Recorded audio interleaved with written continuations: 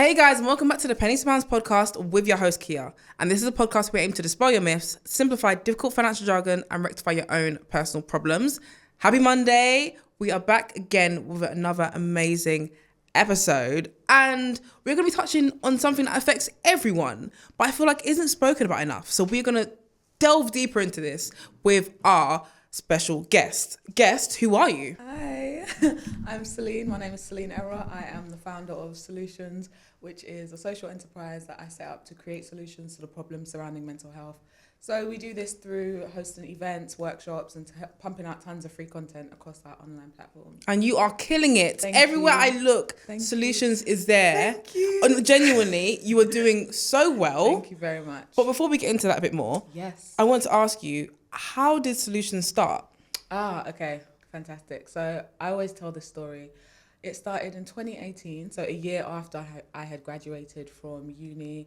I went to Uni of Leicester, and while I was there, I really struggled with anxiety. Like, it was really bad. The people around me, they weren't helping me, and it wasn't because they didn't care. It was just because they didn't know. So I started thinking, how many people have been in a situation where you, for example, how many times has someone said something to you and you're thinking, oh, I don't really know what to say here. Mm-hmm. Like, it happens. Yeah, it happens. So people just don't know. So I was like, surely I can't be the only one feeling this way.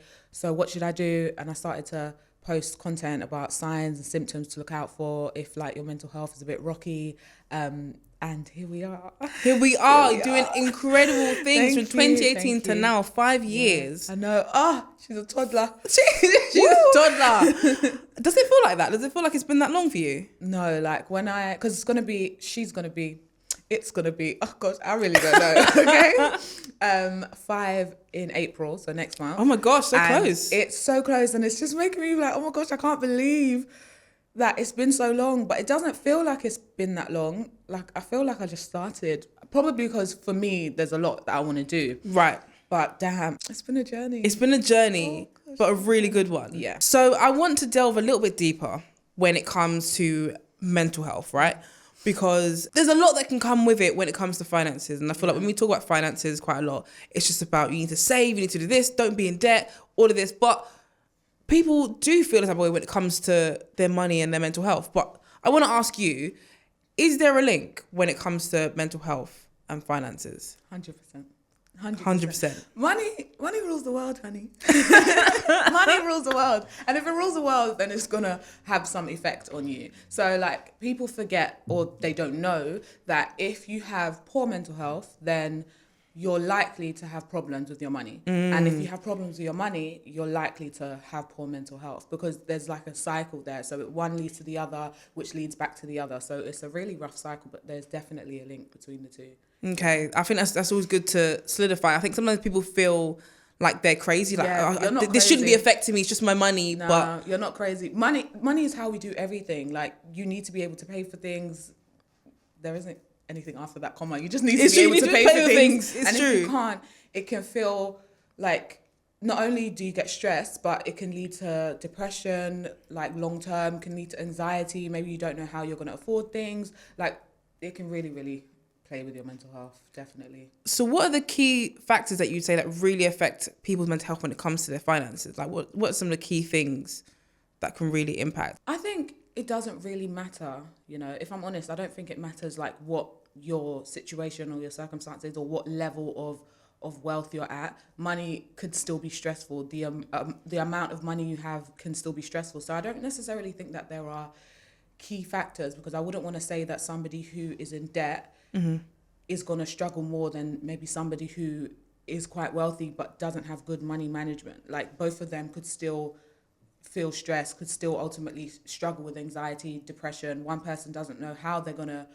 you know, afford the next bill, and then the other person perhaps isn't managing their money well, so they're not seeing any results from it, if that makes sense. So I wouldn't necessarily say that there are key factors that would determine if a person's going to struggle, because Yeah, you can never really tell, right? It could really be anybody. How can you identify if you are struggling with your mental health? And I want to ask you this because I think the first time that I really came to terms with it was myself at uni, right? So at university, you know, it was a very stressful time for me, especially when it came to my finances, actually. Yeah. So there's a point in time where I wasn't getting much money. I couldn't find any jobs because, as you can imagine, there's thousands of uni students after like these finite number of jobs, right? And it took a toll on me, but I don't think I ever made that connection. I think I know now that I had anxiety and I was going through depression because of it, right? But I think at the time, I convinced myself that I was just a bit tired. You know, it's nothing. Okay, you don't want to get out of bed today. It's just because you're tired, really. You haven't rested enough. But what would you say are some of the things that people should look out for when it comes to their mental health? So there are quick telltale signs that I would always say, okay, look out for these. So whether it be you're eating a lot or you're not eating enough, you're sleeping a lot or not sleeping enough, like those are really, really big ones. Perhaps you're becoming more irritable, perhaps you're like not seeing your friends or your family often, and you're not trying to talk to anybody anymore. Things like that are usually telltale signs that somebody is struggling. Maybe you're not even looking after yourself physically. And I will say, like, going back to what you said about how you would say that, oh, it's because you're tired or whatever. Listen, if you're struggling with your money, it's okay to say that it's because of the money, because we think that it makes us shallow to say, do you know what, money is an issue because I don't have much right now. And we think that makes us sound like shallow, or that all we care about is money. But like I said before, money is around everything that everywhere. we do. It is. So if you don't have enough of it, or if you feel like there is a lack of it, chances are it will affect you, and it's okay to say that, because it's only when you do say that you can think, okay, here's how I can get out of it. It's not until you say, do you know what, I'm struggling with money, that you can think, okay, who can I research online to look for tips, and this is how they find you. Do you get what I'm saying? So you have to admit that, okay, I'm having a money problem right now. So yeah, if that is you, then it's okay. Then I think it's okay. I think that's what people need to hear. That it's okay to be struggling. It's okay to kind of come to terms with that. Yeah. So I want to ask you, when it comes to looking after your mental health, what are some of the things that you do? Actually, I'm going to ask you first. What's some of the things that you do to look after your mental health? Oh, me. So I do a variety of things to look after my mental health.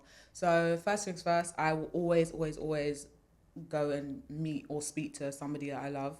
Like, there is something about social connection. As humans, we are social beings anyway, so we like to be in connection with other people. So if I feel like I've got a lack of something, or I'm not feeling too great, I know that meeting somebody that I love will boost my mood, 100%. What else do? I like to give myself time as well. So recently, I've just been kind of out of it. So I just give myself that time, do something that I would like to do. So whether that be binge watching like something on Netflix, for example, I've just been watching You. Ooh, I haven't watched the new season yet. Is it good? Okay, that's gonna be me. Yeah, just hang in there, okay? Okay. Just hang in there. But yeah, doing something like that, or going to do an activity, depending on what I need, that will tell me what I need to do. So I think that's a really good tip as well. So like trying to figure out what exactly you need. So depending on how you feel, you might feel like you need comfort. You might feel like you need someone to be there with you, or you need a hug. But sometimes I might feel anxious and I need to like push myself out of my comfort zone a bit. So I'll do something like rock climbing or something, so that I can like push myself. So I like to think about what it is that I need and then go and do the corresponding thing. But in order to even get there, I would like journal, so that I can really, really pinpoint my feelings. Because sometimes it's not until your thoughts are on paper that you can see them, that you realize, oh, this is what's really going on. So I know I've said a lot there, but start with the journaling and then realize what you need, and then do something to align with it. Yeah. What is journaling? What are the benefits, and how can you get started when it comes to journaling? Journaling is the act of writing your thoughts down. I would say the benefits are, one, like I just said, allowing yourself to actually see your thoughts, and allowing yourself to think through them, because sometimes we don't realize what's going on. So when we write it down on paper, and as you're writing down, as you're thinking consciously, okay, this is what I'm writing, you're kind of processing as well. So it does help to process any like difficult emotions that you are experiencing at the time. And it can be a calming thing. It can be calming. Also quite like cathartic, like it allows for a release as well. How would you get started? Don't complicate it. Don't overcomplicate. Don't think it. overcomplicate it. Don't think that you need to go and buy this journal that you saw on TikTok. Just get a pen and a paper and just write down what comes to your mind. Really, just write down Just how you're write down what feeling, comes to your anything. mind. I'll tell you something. So you can do a brain dump, right? That's my favorite thing to do when I feel overwhelmed. And if you do feel overwhelmed, stop right now and go and get the pen and paper. Set a timer for like 5 minutes, something quick. And then as the time is going on, just write down every single thing that comes to mind. Don't worry about if it makes sense. Don't worry about if one thing links to another. Don't worry about it. Just write it down. And then when the timer goes off, just look at what you've written. And then you will see where your mind is at. And then it will allow you to either connect things or just figure things out. And then I always say that once you've got everything on a piece of paper, then you can start to strategize. You can start to think, okay, you know, this is more important here. Maybe I can rank priorities. This is important here. This isn't that important. This is how I can problem solve this. This is how I can problem solve that. That way you actually give yourself like a pathway and you clear your head as well. Yeah, So, I like that. I think it's really good. Sometimes I get very overwhelmed. Yeah. Because I have so many things going on. And you know when you're like, okay, I need to do this. And you just don't know how to order them. don't know. But I feel like once you, like you said, you put them all onto paper and you're like, okay, cool, I can actually see everything Yeah. that's in my brain. Out of sight, out of mind, for real. 100%. So write it down. 100%. Get it all down. I like that. Would you say mental health is a taboo topic to talk about as well? Yeah, traditionally. I feel like we've made some progress. People are talking about it more, but more can be done. There's still a stigma, still all. I can tell you that, oh yeah, I'm feeling overwhelmed, but I won't tell you why. Right. Do you get what I mean? Yeah. So there's still that little There's still that barrier there. Yeah. And especially if it links to something else. So now if you add finances on top of it, it's like, whoa, this is too much. I didn't sign up for this. Yes, So yes. It's a lot. It could be like health as well. So maybe you feel a way about a health diagnosis or something that's wrong, and then that's affecting you mentally because it's linked with something else now. You don't want to talk about it. So it depends.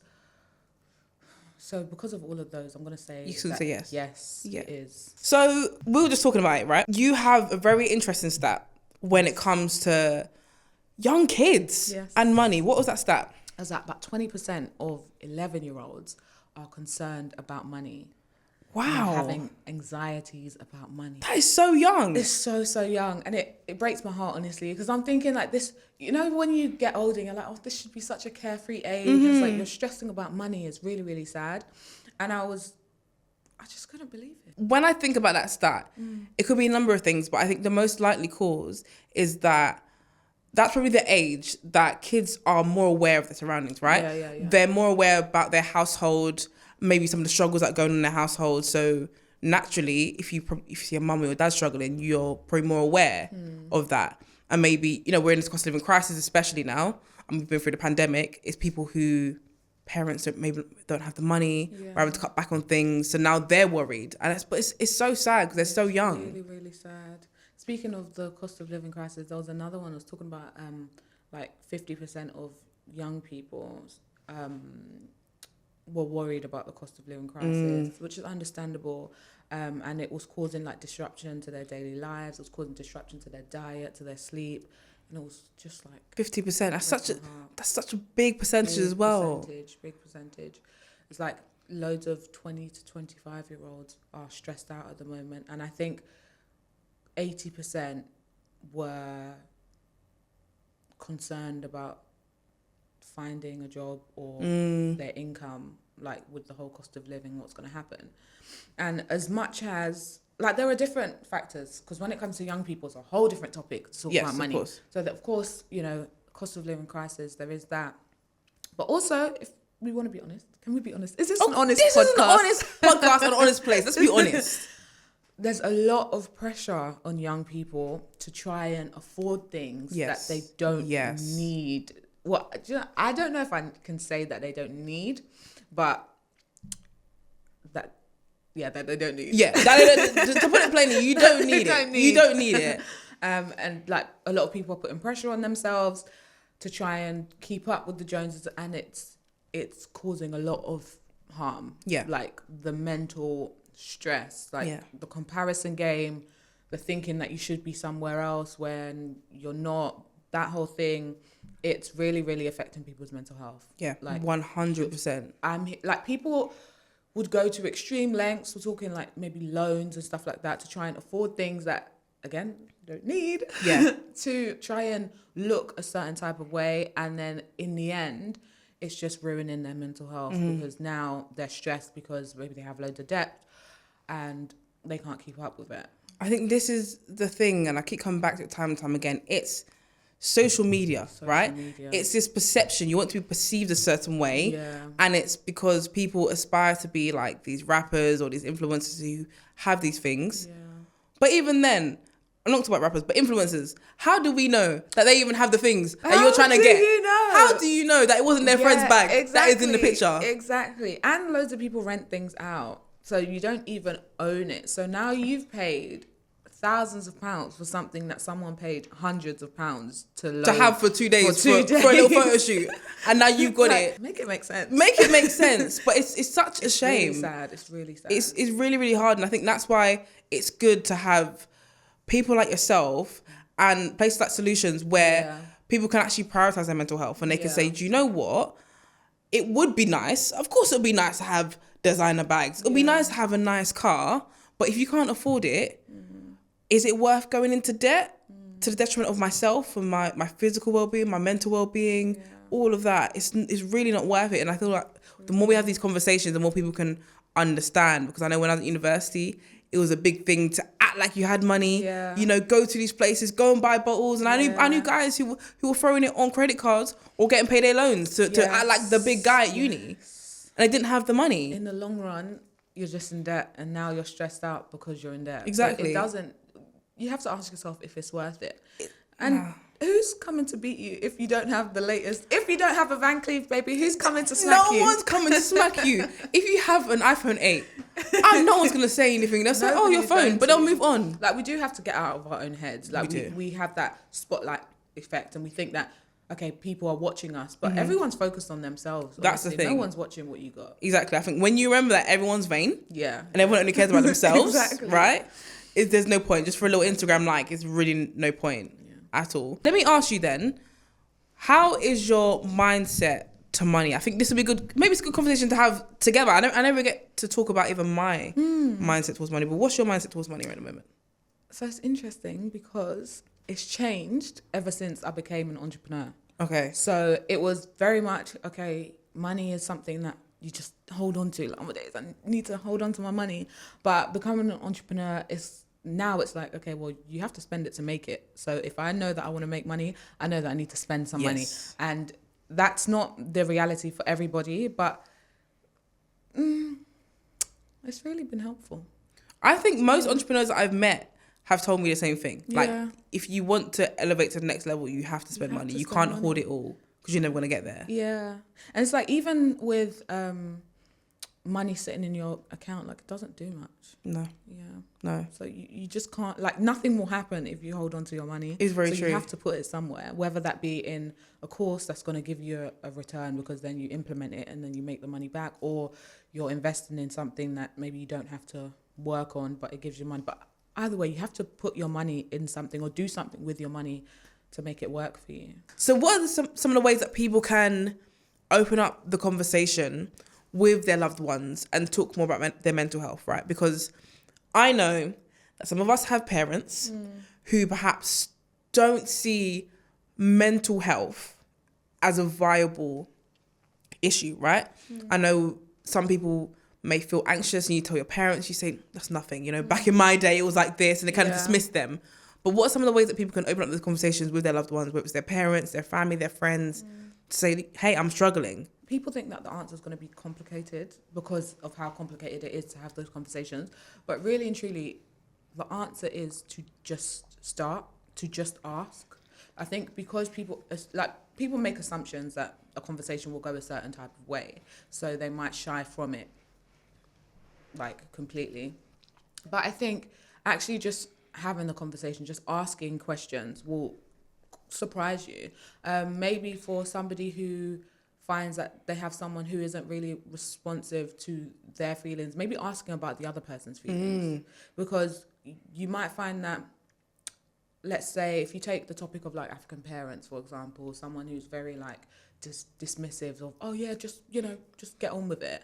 But then you ask them, oh, have you ever experienced this? You'd be surprised, because now it's about them. Right. And we're human, so we always kind of want to speak about what's really going on. So you might find that they'll be open to actually sharing. Actually, yeah, one time I did feel like that. Oh, and then you can kind of, oh, well, actually, I'm feeling like that now.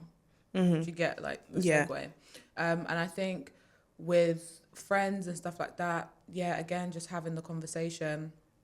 And if you find that someone isn't really, if you find that you, let's say somebody you know something might be bothering them, then asking twice. Like, I've asked you and then you haven't really given me an answer, but I know something's wrong. Just, okay, are you sure? Because that could be it, you know. That could be it. That could be the difference between somebody opening up and then somebody not opening up. Just asking twice, because we're British. If you ask, you say, no, I'm fine. I'm fine. If you say, you're right, yeah, I'm all right. That's all. So, are you sure? That could be the difference. So, asking twice and setting the scene for the conversation as well. So, having a conversation that is around a topic that's quite tough is easier to do when you're doing something that is very relaxed. So, let's say you're shopping. You're just walking side by side with somebody and you're shopping. Because you're just so relaxed, it's easier for the conversation to flow. It doesn't need to be like intervention based, like we're sitting across the table. Yeah, right. Let's talk about this right now. Let's talk about your feelings. Yeah. Because it can be tough. We can be guarded. So something as relaxed as taking a walk or just shopping. Maybe you're even doing food shopping. Yeah. Just picking stuff up. It's easier to ask, oh yeah, so how have things been?